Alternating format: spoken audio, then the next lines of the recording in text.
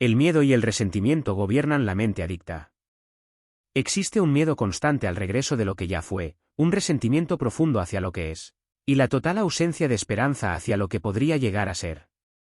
En realidad, es precisamente esta dualidad, esta combinación de miedo y resentimiento, la que nos restringe y nos encierra, impidiéndonos tener cualquier esperanza en un futuro mejor.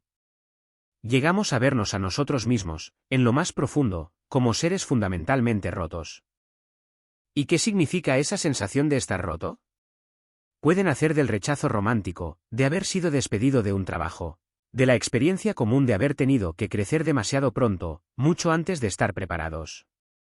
Todas estas vivencias traen consigo el riesgo de provocar en alguien la sensación de estar roto, de creer que su vida es irredimible, que no tiene reparación posible y que, por lo tanto, ningún futuro vale ya la pena ser vivido.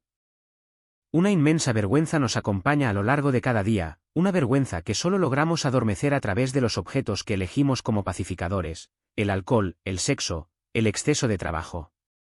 Todos ellos actúan únicamente como alivios momentáneos, permitiéndonos, aunque sea por un instante, no tener que vivir como nosotros mismos. Utilizamos lo externo para escapar de lo interno insoportable.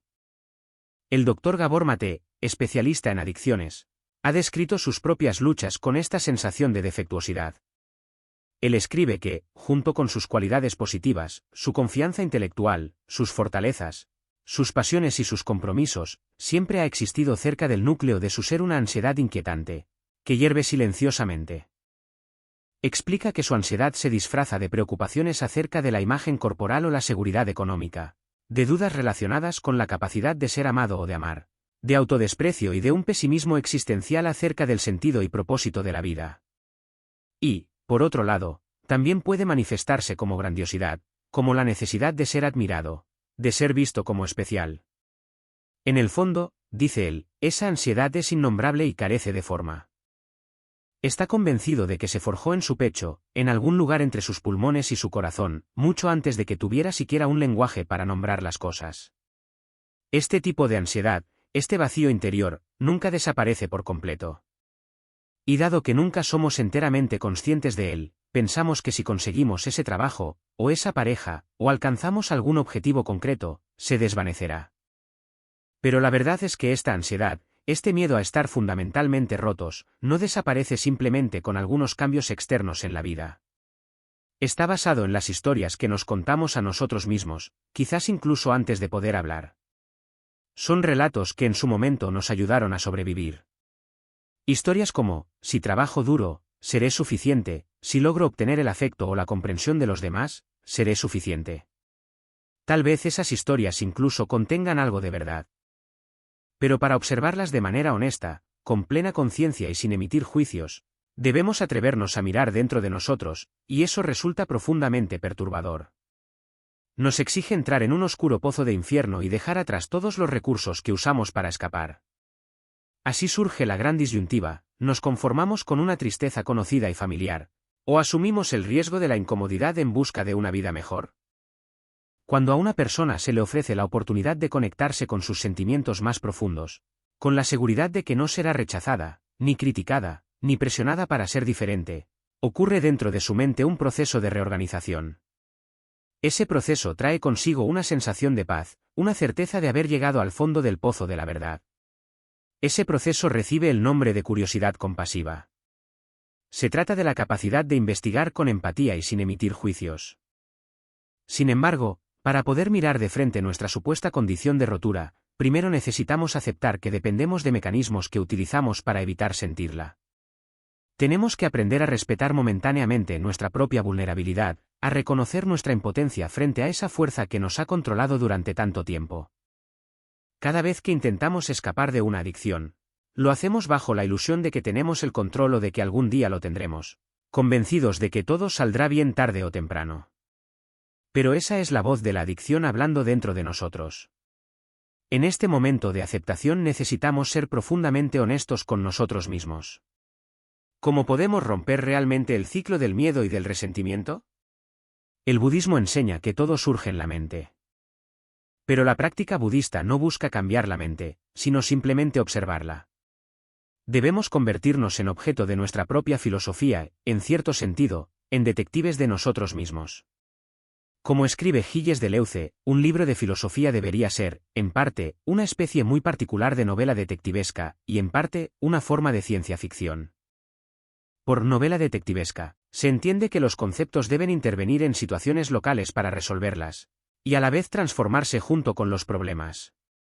De este modo, al investigar el misterio de nosotros mismos, que nos mueve, que nos hace llorar, que nos llena de alegría, nos convertimos en detectives sumergidos en un caso complejo.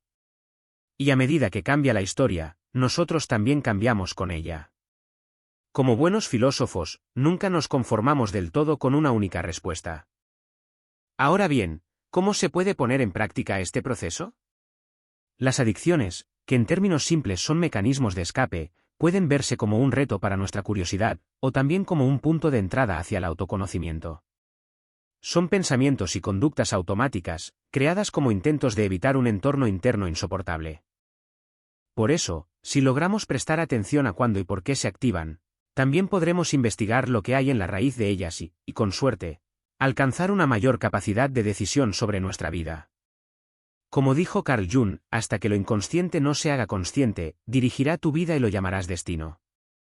Un programa desarrollado por el Dr. Jeffrey Schwartz y posteriormente adaptado por el Dr. Gabor Maté, originalmente diseñado para tratar el trastorno obsesivo-compulsivo, ofrece una guía práctica para adentrarnos en la curiosidad compasiva. Este método consiste en 5 pasos, que no son un atajo, sino un mapa para recorrer el camino del autoconocimiento. El primero consiste en nombrar y definir el impulso o el pensamiento tal como es. Podemos decirnos a nosotros mismos, por ejemplo, necesito revisar mi teléfono en este momento. Al reconocerlo, notamos que esa sensación de urgencia es solo eso, un impulso. El segundo paso es observar de dónde proviene esa necesidad, que en realidad procede del cerebro. Aquí es donde empezamos a separarnos de nuestros propios pensamientos y emociones, convirtiéndonos en observadores pacientes y compasivos que se preguntan, ¿por qué este impulso es tan poderoso? ¿Será porque estoy cansado, hambriento o solo? Quizás no soy responsable de las circunstancias que originaron esta adicción, pero sí tengo la posibilidad de ser responsable de lo que hago a partir de ahora. El tercer paso es sustituir el impulso por otra actividad. En lugar de tomar el teléfono, podemos coger un libro, salir a caminar o simplemente enfocar la atención en nuestra respiración. El cuarto paso es el más duro, porque consiste en enfrentar lo que se denomina atribución de relevancia. Es decir, la capacidad del cerebro para otorgar un valor excesivo a una actividad innecesaria o dañina. En este punto necesitamos recordarnos a nosotros mismos que esta adicción, este impulso, es lo que nos deja con la sensación de estar rotos. Tal vez fue útil en algún momento, pero ahora ya no lo es.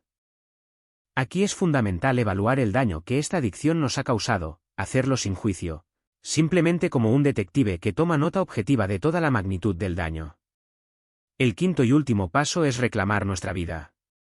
Hasta ahora hemos sido moldeados por la vida.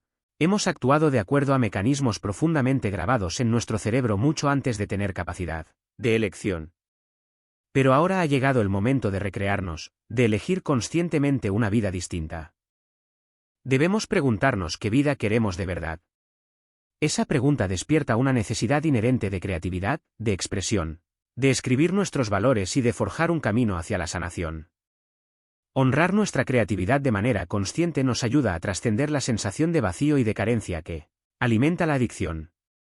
No será un proceso inmediato, pero será un proceso que valdrá la pena.